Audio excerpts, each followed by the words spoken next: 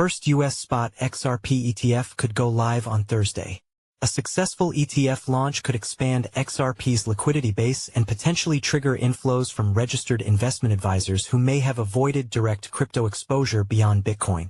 Canary Funds XRP Trust could become the first pure spot XRP $2.4307 exchange-traded fund ETF to list in the United States, following the firm's filing of Form 8A with the Securities and Exchange Commission on Tuesday.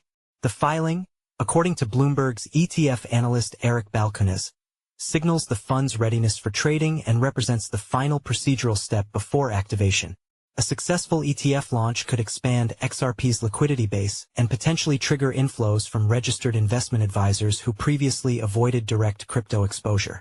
Once the Nasdaq certifies the listing, expected by 5:30 p.m. Eastern Time on Wednesday, the ETF will become effective, clearing the last regulatory hurdle for a Thursday market open.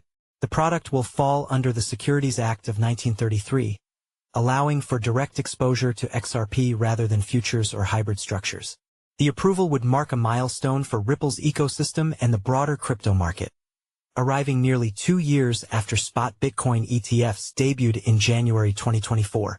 Canary's ETF provides full one-to-one spot XRP backing held in custody with a regulated trust, unlike REX Osprey's recently debuted $XRPR ETF, which operates under the Investment Company Act of 1940 and offers only partial XRP exposure through a mixed asset structure.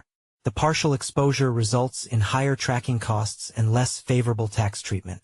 CoinDesk analysis suggests that Canary's debut may facilitate cleaner price discovery and serve as a test case for whether institutional capital will shift into altcoin-based products beyond Bitcoin and Ether. XRP traded near $2.48 in Asian morning hours on Wednesday, down 5% in 24 hours alongside a broader market slide.